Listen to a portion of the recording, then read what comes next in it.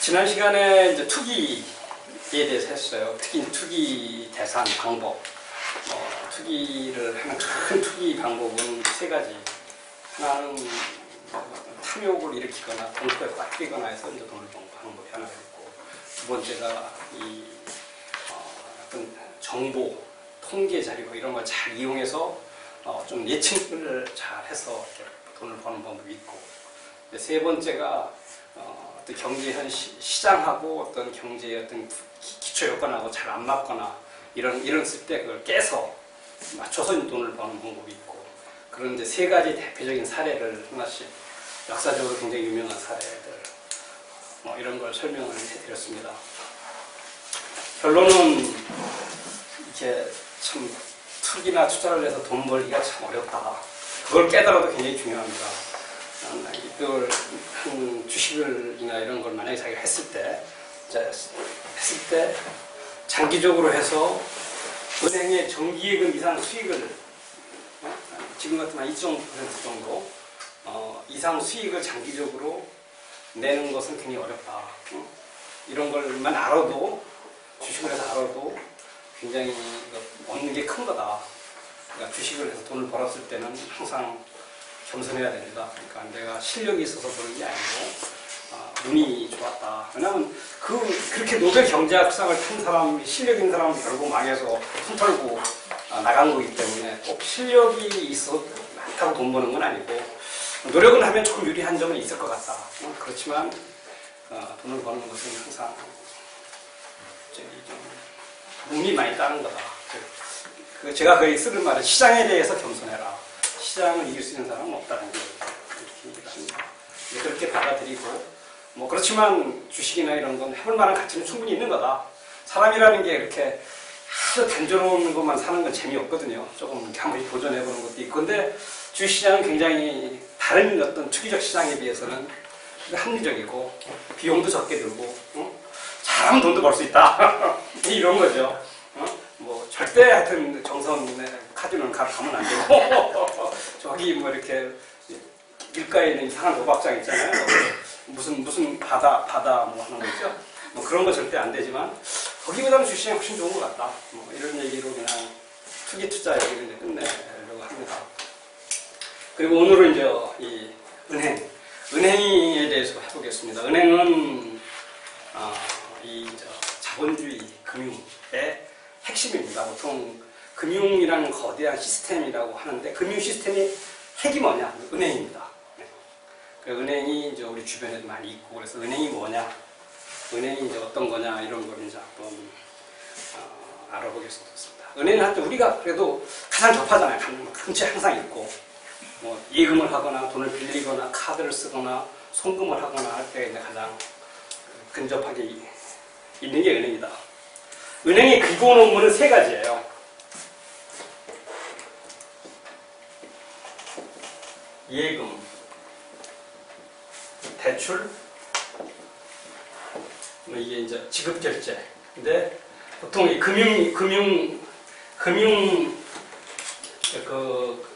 지급결제.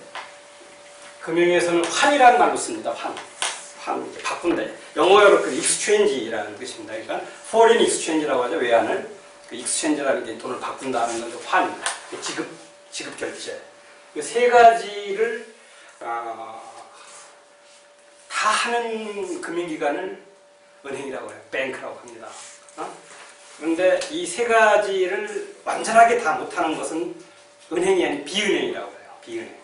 우리가 말하는 증권회사는 예금 비슷한 게 있거든요. CME 같은 경우 예금 비슷한 게 있어요.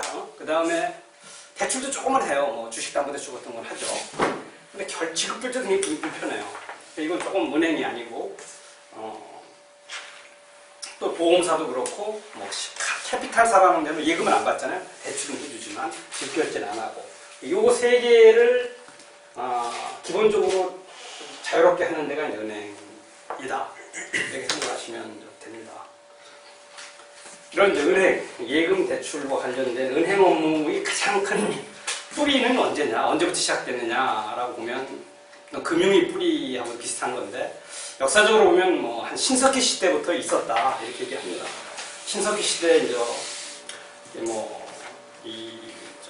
조금 어떤 내가 이렇게 씨앗이나 농기구나 막 가축 새끼 같은 것들이 있으면 빌려주는 거죠.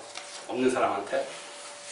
그럼 거기서 씨앗을 빌리면 더 많은 수확이 생길 수 있고 농기구를 빌리면 더 많은 수확을 할 수 있으니까 그리고 그 더 많은 수확물을 생겼을 때 그것을 이렇게 돌려주는 거. 일부를 돌려주는 게 이제 이자의 개념으로 생긴 것 같다. 이렇게 합니다. 그런 전통이 우리나라에도 상당히 있었어요. 언제까지냐면 제가 어렸을 때 시골에 가면 못 사는 사람들이 잘 사는 집에서 송아지를 분양받습니다. 송아지를 분양받아서 그걸 키워요. 키워서 또 이제 송아지를 또 만들 거 아닙니까? 그러니까 암소일 경우에 또 낼 거 아니에요? 그러면 거기서 이제 소를 돌려주는데 송아지를 돌려줄까요? 다 큰 암소를 돌려줄까요? 네? 다 큰 암소를 돌려줍니다. 그리고 송아지가 재밌게 되는 거예요. 왜냐하면 그게 이자죠. 자기 키워준 값이. 굉장히 큰 이자죠. 그죠? 옛날에 그랬어요. 그런 게 많았습니다. 시골에 가면. 아직 많지는 않죠. 꽤 있었어요. 그래서 진짜 아무것도 없는 사람은, 있는 사람한테 송아지 받아서 한 2년 잘 키우면 이제 에미소가 되죠. 그래서 새끼도 낳고, 그러면 그 새끼 하나 받고, 주고. 그런 개념이 이제 이자의 개념, 은임이 시작된 개념이다. 이렇게 이제 생각을 하시면 돼요. 금융 역사는 굉장히 오래됐습니다. 그래서 여기 제 책에도 있지만 그 함무라비 법전, 기원전 1600년, 1800년 때 얘기인데 거기에도 여기 뭐 대출에 대한 자세한 그 이자율이 얼마까지 받아야 된다, 어떤 종류의 대출, 뭐 이렇게 공물을 담보로 한 대출이냐, 뭐 공물을 빌려주는 거냐, 또 은을 빌려주는 거냐, 이런 이자의 상한, 담보는 어떻게 해야 되는 거냐, 뭐 이런 것들이 자세하게 있었던 건 금융 역사는 굉장히 오래됐다. 굉장히 오래된 거고 다 발전했고 그렇게 발전했고 그런데 이제 지금 근대 현대 은행은 어떻게 되는지를 간단히 유럽의 이제 상황을 갖고 다 그 은행이 원형은 다 있었을 겁니다. 중동에도 있었고 우리나라에도 당연히 다음 주에 있었고 중국에도 있었고 일본에도 있었을 거고 있는데 이제 유럽의 은행, 현재의 은행이니까 두 가지인데 은행이 예금이냐 대출 이 둘 중에 한 군데서 먼저 은행업이 시작됩니다. 아까 이렇게 신석기 시대에 이렇게 이제 뭐 씨앗이나 농기구를 빌려주는 예로 볼 때는 사실은 금융의 뿌리는 대출이 먼저 시작된 거예요. 가만히 보면 예금이 먼저 시작된 게 아닌데 그런데 현대 금융을 잘 보면 이 두 가지가 나눠져요. 유럽 대륙 쪽에서 은행은 대출을 갖고 금융이 먼저 시작을 해요. 그게 이제 그 금융의 원형이 그 북부 이태리, 그 롬바르드 지역이라고 합니다. 그래서 롬바르드 지역에서 지금 밀라노, 이렇게 로미오와 줄리엣이 배경이 된 베로나, 베네치아, 베니스 이런 지역, 즉 알프스를 탁 넘어와서 이태리 북쪽을 롬바르드 지역이라고 합니다. 그러니까 평야지대고 굉장히 이태리에서 잘 사는 지역이에요. 지금도 그 지역의 경제력은 프랑스, 독일하고 비슷해요. 이태리가 전체적으로 약하도. 이태리는 그 밑쪽 남쪽으로 가면 참 못 삽니다. 그 남과 북에 아주 굉장히 경제 격차가 심한 데가 이태리죠. 근데 거기가 이제 그 세계 그 유럽 금융의 발상지입니다. 발상지고 거기서 이제 금융이 시작됐는데 그 이유 중에 하나가 그게 수학의 발전이에요. 수학이라고 할것도 계산법이. 그러니까 유럽에 이제 14세기, 13세기 이때 아라비아 숫자가 들어와요. 그 전에는 유럽은 굉장히 무식했어요. 지금 유럽이 뭐 세계적으로 있지만 유럽에 그때는 0이라는 개념이 없었어요. 유럽에서 0이라는 개념. 그러니까 굉장히 계산하기가 힘들어요. 그리고 우리 시계에 보면 아라비아 숫자가 있죠. 로마 숫자 있죠. 로마 숫자 1, 2 이렇게 쓰는 거 3, 4. 옛날에는 유럽에서 숫자 이렇게 썼어요. 그리스 이게 아라비아 숫자가 1, 2, 3 되기 들어오기 전에는 그래서 이렇게 9, 0까지 있는 이걸로 더하기, 빼기, 나누기, 곱하기를 한다는 건 내가 어느 저희 해봤지 않나 책에서 봤는데 지금 고등 물리학보다 더 어려웠답니다. 그러니 수학을 못하는 거죠. 이게 이자를 계산할 수 있겠어요? 그러니까 환율 같은 거 더 계산을 못해. 그러니까 금융이 발달할 수가 없는 이쪽 지급결제 이거 안 되는 거죠. 근데 이제 이 숫자가 가장 먼저 들어온 데가 고기가 베네치아 쪽으로 해서 많이 들어옵니다. 이태리 쪽으로. 중동에서. 그러니까 뭐 너무 쉽잖아요. 이게 산수. 응? 더하기, 그러니까 이게 옛날 더하기 빼기를 못했던 거예요. 유럽 애들이. 응? 그러니까 이게 들어오고 더하기 빼기를 하고 하면서 나누기 곱하기를 하니까 이제 이자도 계산할 수 있고 얼만큼 이자를 받아야 되고 그러면서 이제 그 북부 이태리에서 금융이 발전을 합니다. 그리고 또 그 이제 유럽에서도 이 로마 중세 때는 성경에 의해서 이자 수치가 금지되어 있었어요. 그런데 그걸 이제 그러니까 기독교 신자끼리의 이제 이자 수치가 금지되어 있다 보니까 유태인이 이제 금융업을 하고 그다음에 나중에 그 워낙 돈이 잘 벌이니까 유태인을 쫓아내고 롬바르드인이라고 그 지역에 살던 사람들이 이제 금융을 시작합니다. 대출을 받고 그리고 그런데 이제 대출에서 금융이 시작하는 게 왜 그러냐면 돈이 많은 사람은 항상 돈을 더 벌고 싶어 하는 거니까 이제 대출이 시작되는데 이제 무역을 이쪽에서 이제 숫자의 개념이 나오고 무역이 생기면서 환홈이라는 제도가 생겨요. 환홈이라는 게 뭐냐면 내가 이제 물건을 만약에 수출합니다. 미국이나 지금도 환홈이 있으니까 뭐 어디로 수출하면은 물건을 보냈죠. 물건을 보내고 어음을 발행합니다. 그래서 내가 발행자가 돼요. 수출한 사람이. 그리고 어음의 물건값은 수입업자가 지급해야 되잖아요. 물건을 받아야 되니까. 그 지급자를 수입업자로 어음 발행하는 그런 그 어음을 이제 저기 미국에 있는 수입업자한테까지 보내야 되는데 그게 불편하잖아요. 그러면 그것을 중개해 주는 게 금융입니다. 그래서 수취인을 지급인은 여기 수입업자고 발행인은 수출업자고 수취인은 은행이 됩니다. 지금 옛날에는 금융업자가 되는 거죠. 어떤 네트워크에 있는 금융업자가 되는. 그 앞으로 이렇게 줘요. 그러면은 그거 이제 물건값을 이제 그걸 그 은행이 네트워크를 받아주는데 받아주려면 나라가 틀리니까 돈이 틀릴 거 아니에요. 돈이 뭐 이태리 돈하고 독일 돈하고 틀릴 거고. 그 다음에 그 물건값을 받는데 시간이 걸리잖아요. 그럼 그 환전, 그 다음에 그 기간에 대한 이자, 그 다음에 그걸 수고를 하는 거 아니에요. 대신 또 받아주니까. 그래서 수고비. 이런 게 이제 그 환호음이 발행하면은 물건을 수출하고, 그러니까 그때는 수출이라는 개념도 없이 유럽에서 거래하는 거죠. 뭐 팔고 살 때. 이제 그러한 환호음에 대한 수수료를 띄게 되잖아요. 왜냐하면 그 금융업자는 띄게 되니까. 그 안에는 크게 세 가지예요. 하나는 이제 이자. 왜냐하면 한 2, 3개월 걸리니까 이자. 그 다음에 돈을 바꾸는 데는 환전 수수료. 아니면 이제 금융 추심 수수료라고 하는데 도시는 대신 받아주니까 그 비용. 이 세 가지가 섞여 있어요. 환호음에는. 근데 환호음을 이렇게 이용해서 물건을 대금 회수하는 건 교양청에서 이제 승인을 한 거예요. 이건 보니까 뭐 이자는 별로 안 되는 거니까 다른 비용이 크니까. 그래서 이제 넘어갔는데 사람들이 머리가 금방 좋아요. 나중에 그래서 이제 이 물건을 사고 팔지 않고도 환호음을 발행하는 거예요. 그냥 물건 사고 판 것처럼. 그리고 거기서는 뭐냐면 돈만 밀리기 위해서.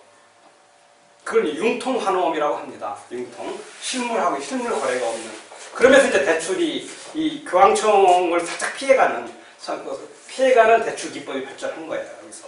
근데 그걸 많이 이용하는 게 혹시 들어봤는지 모르지만 그 메디치 가문이라고 그 피렌체, 롬바르 지역에 있는 피렌체 가문에서 금융을 해서 뭐 그냥 아마 교황도 몇 명 그 집안에서 낸 집안이죠. 최대의 가문이죠. 그러니까 지난번 얘기 로스차일드가 나오기 전에 여기 유럽의 최대의 가문이고 지금 북부 이태리에서 많은 미켈란젤로 이런 화가나 그런 사람의 후견인 노릇도 하고 이런 집안에서 이제 금융을 발전시킵니다. 그래서 여기서 이제 금융이 이제 생깁니다. 북부 이태리에서. 그래서 이 흔적이 많이 남아 있어요. 대표적으로 지금 우리 은행이라고 하는 뱅크라고 하는 게 방카에서 나온 거예요. 방카가 뭐냐면 이런 거예요. 이런 거. 책상. 이런 길거리에서 이런 걸 놓고 이제 돈을 바꿔줬거든요. 북부 이태리에서. 거기에서 이제 은행이라는 용어가 나오고. 좀 전문적인 용어인데 금융용 롬바르드 대출이라는 게 있어요. 지금도 중앙은행에서 일반 은행들한테 대출해주는 대출 방식 하나 중에 롬바르드 대출이거든요. 우리나라도 씁니다. 쓰고 지금도 쓰고 유럽의 대부분 국가가 롬바르드 대출이라는 걸 운영하는데 그게 바로 거기서 나온 거죠. 롬바르드 지역. 금융이 이제 그렇게 아주 뿌리가 유럽 금융 뿌리는 대출이라는 걸 중심으로 해서 은행이 시작된 것이 유럽 이태리 북부에서 나왔다. 그리고 이제 예금을 시작으로 해서 은행이 나온 것은 영국이에요. 영국은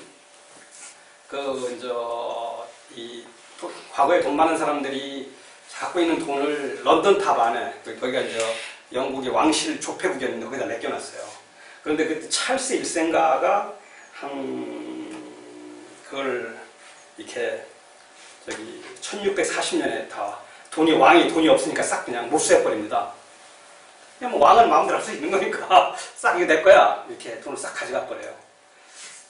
그러니까 이제 그다음부터 부자들이 어디서 맡길까 고민할 거 아니에요. 자기 집에 맡기기도 불안하니까. 근데 맡긴 게 뭐냐면 그 금세공업자, 골드스미스라고 하는데 금세공업자한테 돈을 맡긴데 그 사람들이 이제 금고 같은 걸 잘 갖고 있으니까 거기에다가 자기 갖고 있는 금이나 은 이런 돈들을 맡기게 되거든요.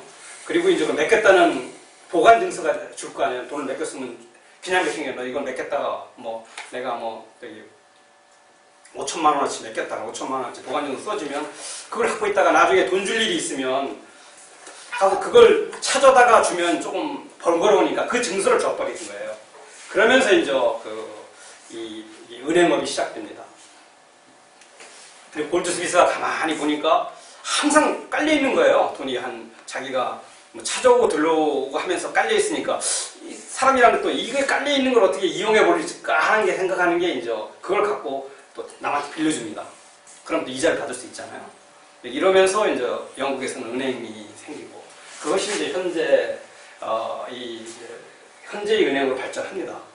그래서 나도 이게 왜 최근에 내가 어떤 본 거나 생각을 한 건데 내가 이렇게 자료를 보면은 예금을 받고 대출해주는 이런 은행을 뱅크라고 하지만 또 다른 어떤 통칭하는 게 있어요. 우리나라도 예금 대출 지급 결제를 하는 게 은행만 아니에요.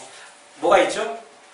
여러분 새마을금고 가서도 할 수 있잖아요. 거의 똑같이 신협에서도 할 수 있죠, 그죠? 그 다음에 협동조합에서 농협협동조합, 수협협동조합에서 할 수 있잖아요. 이건 은행이라는 이름을 안 쓰잖아요. 근데 은행하고 비슷하잖아요, 그죠? 이런 기능을 하는 거.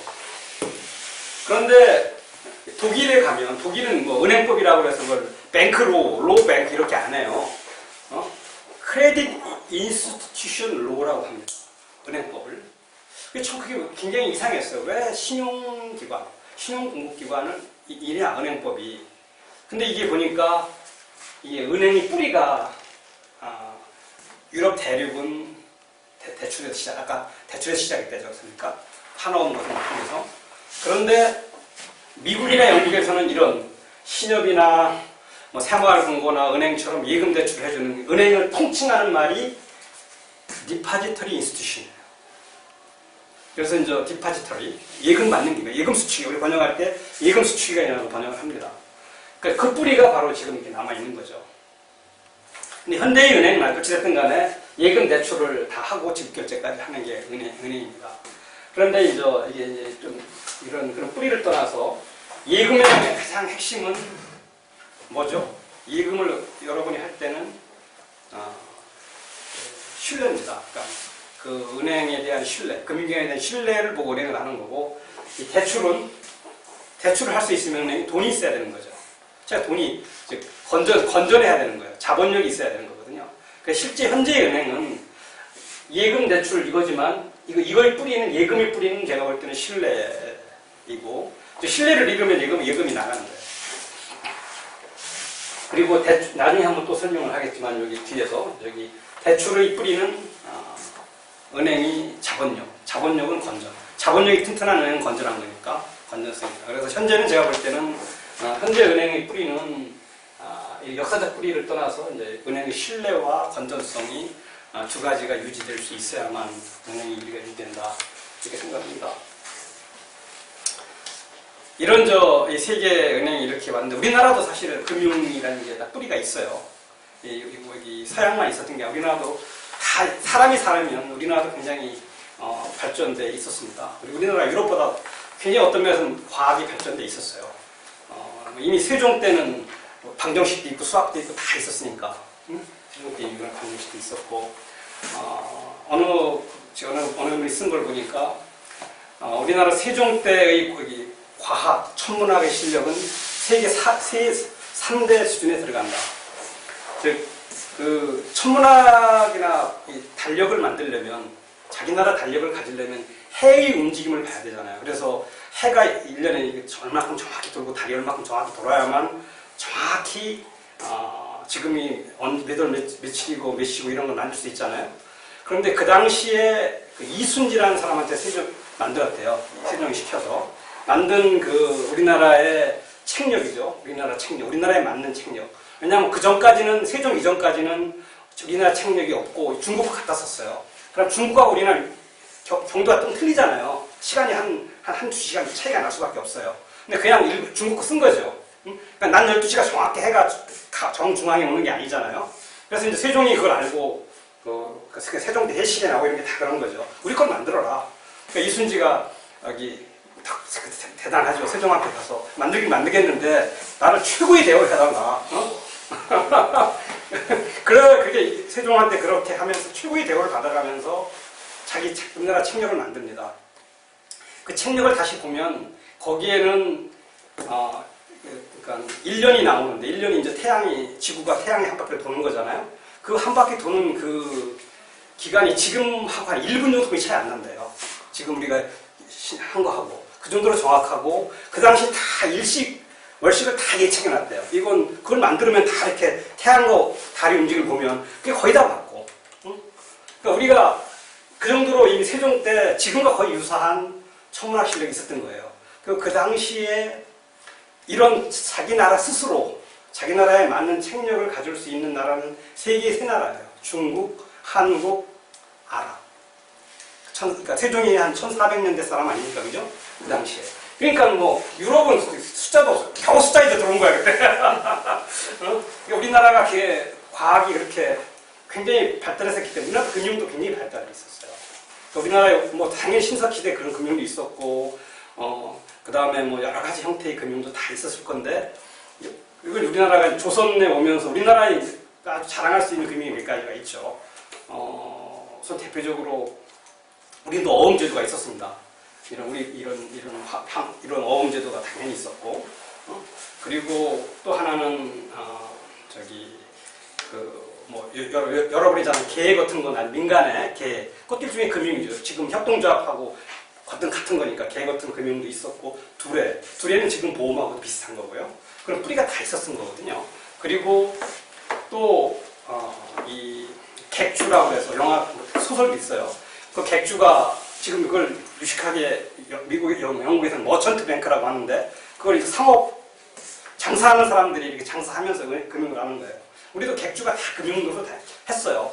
뭐 대표적으로 뭐냐면 내가 이제 객주가 이제 물건을 객주한테 맡기잖아요. 장사 보부상 이런 사람들 맡기면 맡겼는데 팔아달라고 맡기는 거거든요. 안 팔리면 어떡하냐면 돈을 빌려줘요. 팔리기 전까지. 내가 돈이 필요하면 물건은 거기 있으니까 객주가 판단할 때는 이 물건을 팔아서 여기 돈 받을 수 있으니까 뭐 물건값 생각하고 적당히 물건값의 한 80%나 90% 빌려줄 수 있잖아요. 물건이 자기 있으니까 빌려주고 또 이제 돈이 미리 물건을 줬어. 팔렸어 벌써. 돈을 안 찾아갈 수가 있잖아요. 돈이 여유가 있으면. 그러면 또 이자 쳐서 줘요. 내가 뭐 한 달에 돈을 찾아간다면. 그러면서 이제 금융이 발전하는 거죠. 그리고 이제 객주와 객주까지는 다 지급결제를 했고 돈을 그때는 상평통보가 돈이었잖아요. 이게 굉장히 무거워요. 근데 그걸 그 서울에서 의주까지 그 상평통보를 질고 나갈 필요가 없거든요. 그냥 종이 쪽지 한 장, 그게 어음이거든요. 그래서 그 어음이 이제 돈처럼 쓰이고 이제 그런 금융이 이제 이미 조선시대 상당히 발전했습니다. 그리고 더욱더 특이한 게 이 십연제도라고 해서 이 개성상인들만 썼던 제도인데 지금 그건 우리나라로 본다면 홀이라는 제도가 있어요. 그러니까 은행 간 무담보 대출, 단기금리. 그가 거의 유사한 제도가 개성상인들까지는 있었습니다. 12월이라고 해서 매일매일 단기로 돈을 빌리는 거. 하루나 일주일, 한 달. 이런 건 지금 그 금융제도를 보면 거의 콜제도가 비슷하고 그리고 또 이건 혹시 아시는 분 있을지 모르지만 금융하고는 관계없지만 이 복식부기 이가 이태리 여기서 나왔어요. 아까 말한 대로 롬바르드 지역에서 이때 막 들어올 때 이제 복식부기가 나왔는데 우리나라 개성부기는 유럽보다도 훨씬 더 빨리 지금처럼 여기 회계학 하시는 분이 있을지 모르지만 자기 대차대조표 손익계산서 다 만들어서 지금과 거의 같은 복식부기가 개성상인들이 썼어요. 그걸 지금 복귀해갖고 그 당시 썼던 장부를 복귀해서 지금 형식으로 다 해보니까 거의 완벽하게 다 맞더라. 지금 회계학 기준이 어떤 좀 잘하시는 원로 회계학자 한 분이 미국에서 공부하신 분인데 그런 거에서 미국에 논문 내고 우리가 우리 한국이 좀 개성의 그 송도북이 그것이 서양의 복식부기가 훨씬 빨리 이미 체계를 갖췄다. 우리나라가 이렇게 경제나 금융 뭐 이런 쪽도 이렇게 완전히 형편없었던 게 아니었는데 결국 이것이 무너진 것이 이제 일본에 넘어가면서 가장 큰 게 현재 우리나라 금융이 낙후된 게 하나는 이제 일본에 넘어가면서 우리 금융의 뿌리가 사라진 거죠. 이런 뿌리들이 이것이 이제 다 발전을 했다면 여기서 우리나라 상인들이 개성상인, 종로상인, 의주상인 여기서도 이제 일부는 제조업으로 갈 거고 일부는 금융으로 발전해서 지금 세계적인 이런 가문 금융이 발생할 수도 있었을 텐데도 일단 그게 뿌리가 사라진 거고 그 다음에 우리가 이제 여기 해방이 되고 우리가 스스로 우리의 어떤 독립 우리 국가가 섰은 해도 사실 금융산업에 대해서는 이쪽 제조업 쪽에서는 많은 지원이 있으면서 발전을 했지만 금융 쪽에서는 제대로 된 발전 정책이 없었어요. 그런데 우리나라는 금융기관이 이미 어찌됐든 간에 미국이나 모나 삼성, 현대, SK 이런 데들은 세계에서 경쟁할 수 있는 기업이 됐지만 우선 금융 쪽에서는 그런 게 하나도 없어요. 금융은 우리나라 국민은행, 삼성생명 크긴 커요. 크긴 삼성생명 같으면 보험회사 중에 한 세계 15위 정도까지 들어갈 겁니다. 규모로는. 그렇지만 삼성생명을 어디 세계적인 보험사로 인정해 줄 건 아무것도 없거든요. 그 다음에 국민은행, 신한은행, 우리은행 이런 데들은 세계 한 50위 근처에는 가요. 그렇지만 이걸 그런 어떤 경쟁력이라는 측면에서는 거의 의미가 없는 수준에 있다. 우리나라 금융이 지금 현재는 형편이 없다. 그렇지만 과거 우리 뿌리마저 없었던 건 아니다. 이렇게 생각이 듭니다. 만약에 우리 개나 두레나 이런 것들이 잘 발전해서 협동조합은행으로 발전했다면 지금 서민들 어떤 금융도 지금보다는 많이 좋아졌을 것 같다 이런 생각이 들어요. 이렇게 이제 뿌리를 간단히 살펴보고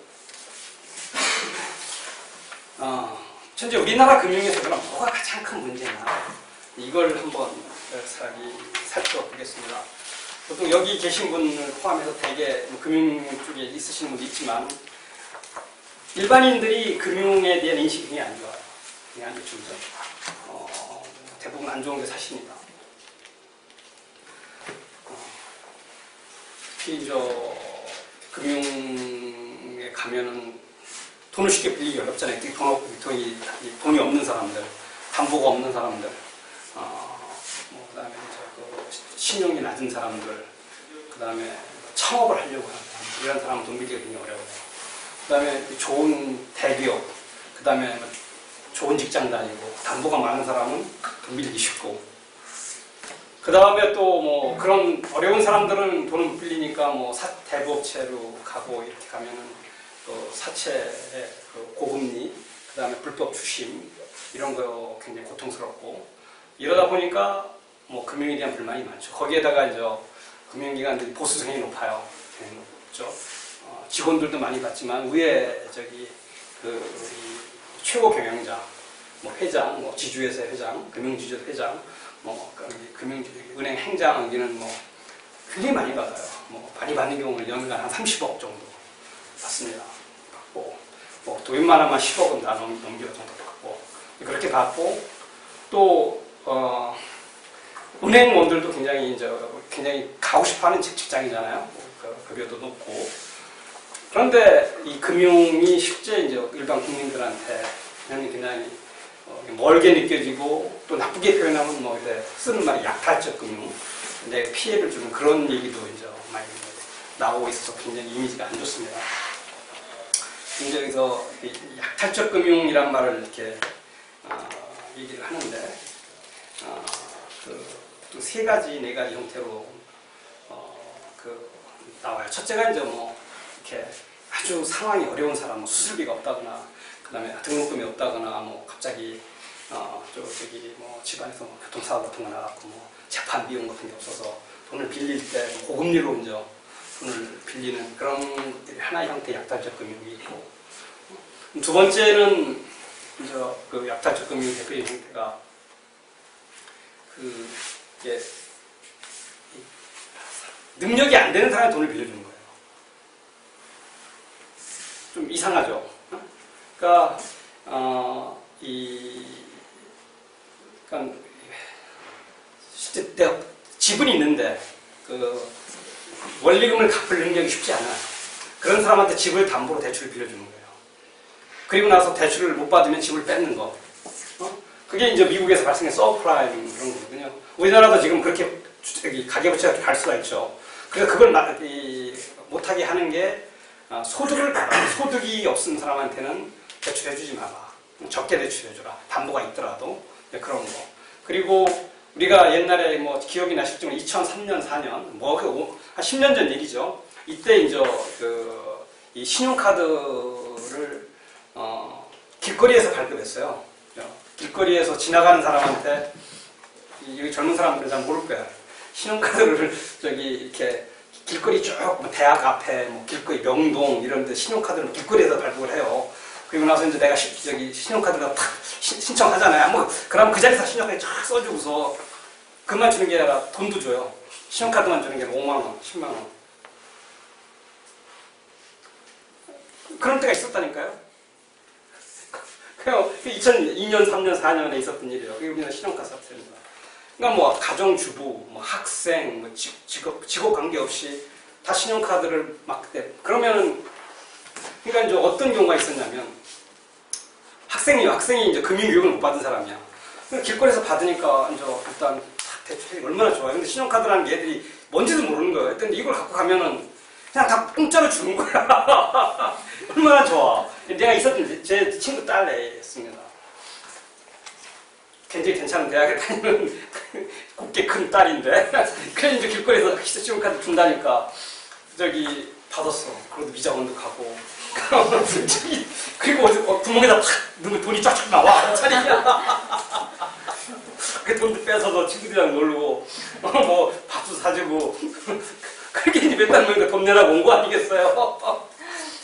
그러니까 돈 낼 돈이 없잖아. 그러니까 이제 쓰기는 좋았는데 그러니까 이제 집에 얘기도 못 하는 거예요. 그러니까 나중에 주변에 친구들 밀어보니까 이걸 이제 상호저축은행에 가면 또 빌려준대요. 그래갖고 상호저축은행에 가서 이제 한 몇백만 원을 빌려고 일단 그럼 카드 대금 갚았죠. 그럼 또 카드 쓰고 그러다가 이제 한 몇 달 지나니까 이제 그게 한계에 딱 도달하잖아요. 응? 그러고 나서는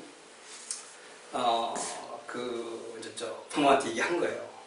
그러니까 어떡하냐. 그래서 뭐 어떡하겠어요. 이제 그걸 신용불량자로 가는 거니까. 그러니까 하여튼 혼냈으면 돼가지고 혼내고 그럼 갚아줘라. 안 갚아주면 얘 인생이 굉장히 미워져요. 그래서 생긴 신용불량자가 우리나라 수가 390만이 생긴 거예요. 390만이라면 다 성인이잖아요. 카드는 성인에 발행했으니까.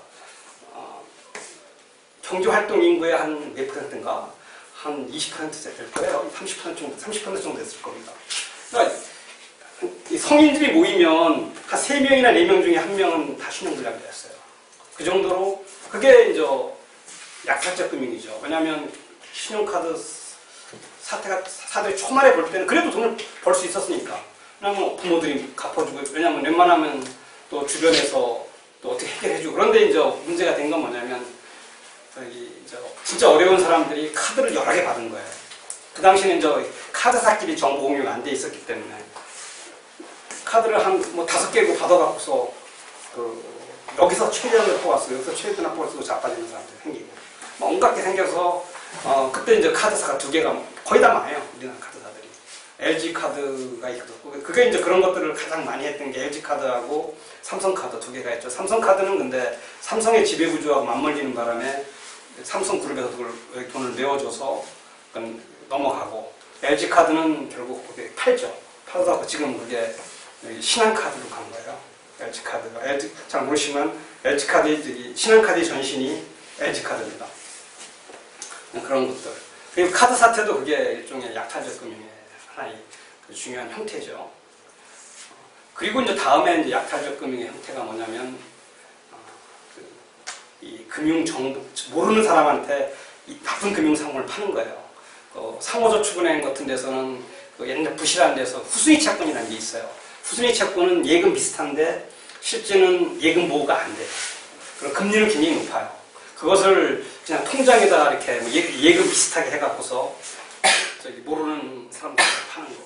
그 다음에 뭐 CP, 동양증권 사태, 동양 CP 사태 이런 거.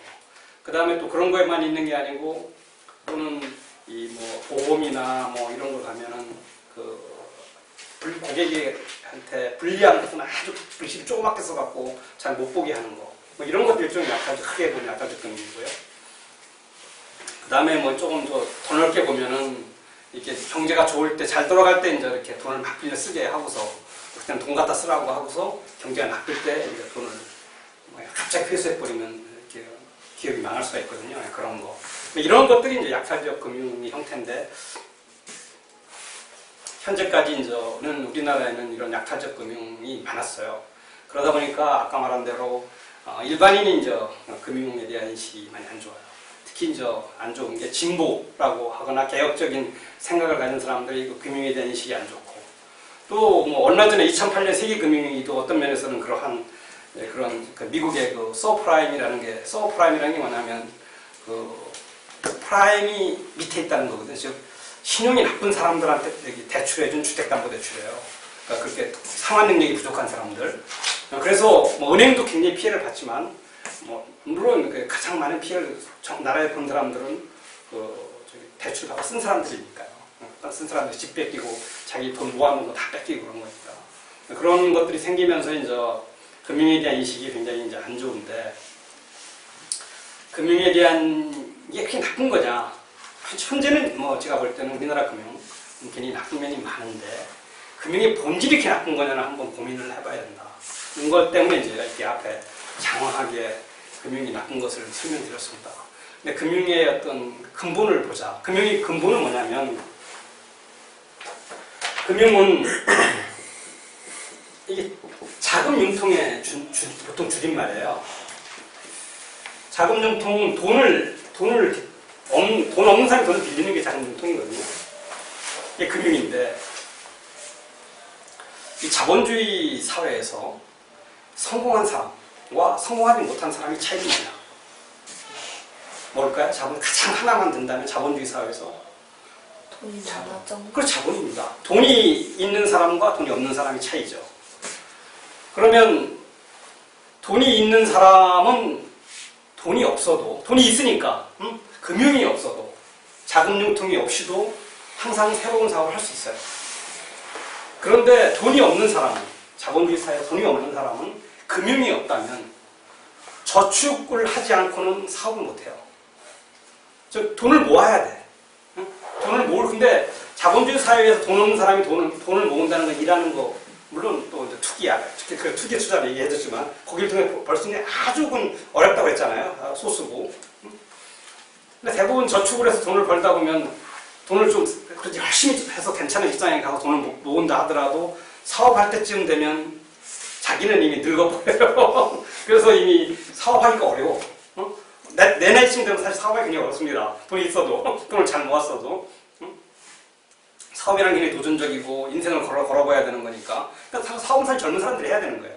근데 젊은 사람들이 사업을 할 수 있는 사람들은 자본주의 사회에서 금융이 없으면 돈 있는 사람들의 애들뿐이 못해요. 자식뿐이 못하는 거예요.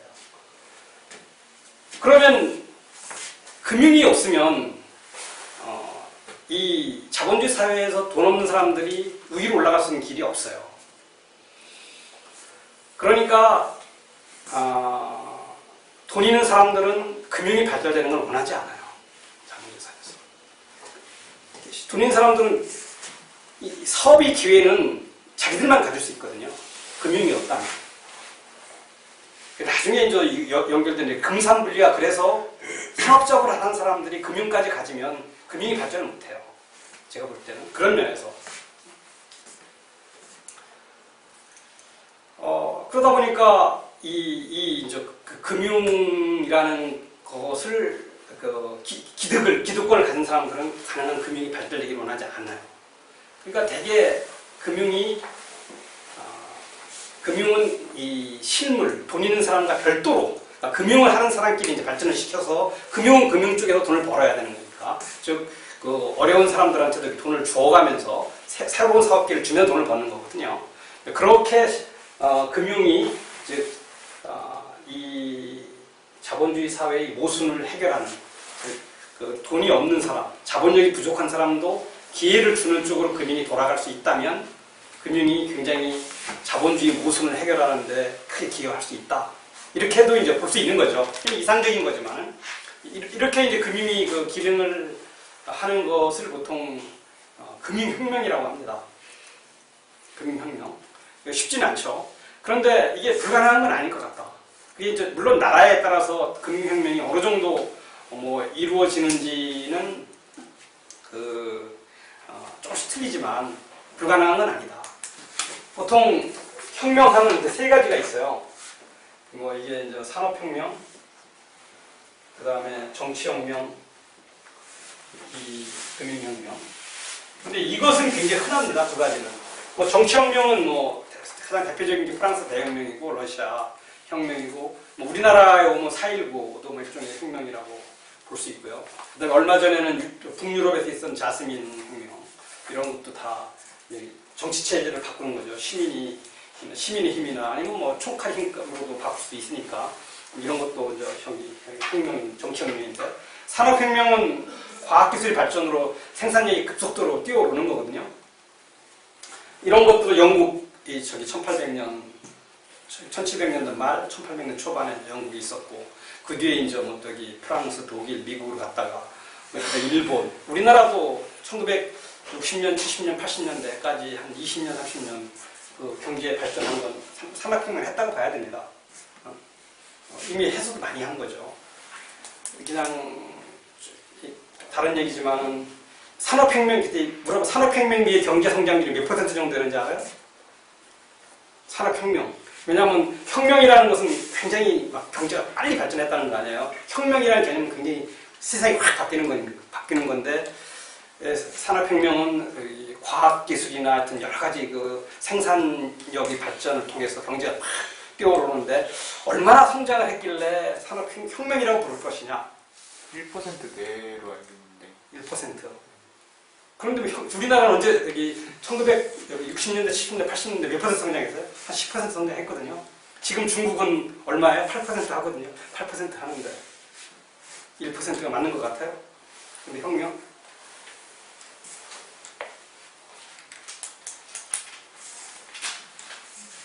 거의 맞았어요. 한 2% 정도 성장합니다. 생명기에 2%. 그러니까 그 전에는 산업혁명 전에는 세계 경제 성장이 보통 0.1%, 0.2%뿐이 안 됐어요. 그 1%만 돼도 사실 혁명에 가까웠던 거고 2%, 3%가 진짜 혁명이었어요. 산업혁명이 영국이 한참 경제 성장을 할 때 2, 3% 성장뿐이 안 해요. 그러니까 지금 그러니까 우리나라가 1960, 70, 80년 성장했던 10%는 혁명을 한 3번쯤 한 거예요. 한 거고. 그리고 지금 우리가 이제 오늘 금리를 내리면서 경제 성장률이 한 4%, 3.8%를 예상했는데 3.5%로 떨어질 것 같아서 금리를 내렸다고 이렇게 했는데 3.5%도 지금 영국 산업혁명보다 훨씬 높은 거야. 거기에 최고 수준이에요. 그러니까 지금도 그러니까 우리나라 세계 경제가 이대로 3%, 4% 성장을 하는 것은 장기적으로 지속 가능하지 않을 수 있어요. 그러니까 1%, 2%도 굉장히 어려운 성장이야. 아주 장기적으로. 세계 역사상 아주 이례적인 시기입니다. 그러니까 1780년, 90년 이때부터 시작해서 지금까지가 이제 경제로 본다면 그러니까 굉장히 아직도 혁명기입니다. 그러니까 세계 체계적으로 본다면 그 이전에 세계의 경제 성장률은 한 0.1% 정도로 0.1% 정도 생각을 합니다. 그러니까 어찌됐든 얘기 됐는데 말한 이 금융혁명은 참 어렵다는 거. 하는 것은 지금 우리나라 그에서는 더 어려운 것 같아요. 그래서 결국 우리가 금융이 이렇게 현재 지금 나쁜데 좀 더 긍정적인 그 자본주의 이 모순을 해결하고 자금융통 기능을 제대로 수행해서 경제력이 없는 사람도 자본력이 부족한 사람도 경쟁할 수 있는 기회를 주는 그러한 금융으로 가려면 사실 금융을 이렇게 지금은 금융에 대한 생각이 두 가지로 나눠져 있는데 하나는 금융은 그냥 화려한 이런 직업으로만 보고 쫓아가는 사람이 있고 하나는 한쪽에서는 저 금융을 굉장히 싫어하고 미워하고 배관시하는 그러한 게 있는데 그게 아니고 금융의 본질을 이해해서 금융 자체가 나쁜 건 아니다. 현재의 금융을 잘못하고 있는 거다. 세상에 무슨 100% 잘하기는 없어요. 그렇지만 좀 더 잘하는 쪽으로 간다면 금융도 이런 혁명적인 것까지는 아니지만 혁명 근처에 가면서 지금까지처럼 나쁜 금융이나 나쁜 은행이 아닌 꽤 좋은 은행, 꽤 좋은 금융도 있을 수 있지 않을까 이런 겁니다. 그러려면 사람들이 많이 알고 관심을 가져야 돼요. 많이 알고 관심을 가지고 떠들고 지금처럼 이렇게 금융을 이 소수의 사람이라는 건 금융관료, 보통 모피아라고 하죠. 그런 금융관료와 아니면 현재 금융기관 경영진들한테 그 사람들한테 맡겨놓으면 결국은 그 사람들 좋은 일 시키는 거예요. 아까 말한 대로 고액 연봉 가져가고 또 금융 관료들은 퇴직 후에 또 그 자리에 가서 같이 나눠 먹고 있는 거니까 사람들이 어떻게 하면 금융을 더 이렇게 지금처럼 금융기관 경영진하고 금융 관료들이 금융 혜택을 전부 가져가는 것을 국민 전체로 넓힐 수 있느냐 그 문제에 대해서 관심을 가져야죠. 그게 그러면 금융도 바뀔 수 있습니다. 그래서 잠깐 쉬었다가 하겠습니다.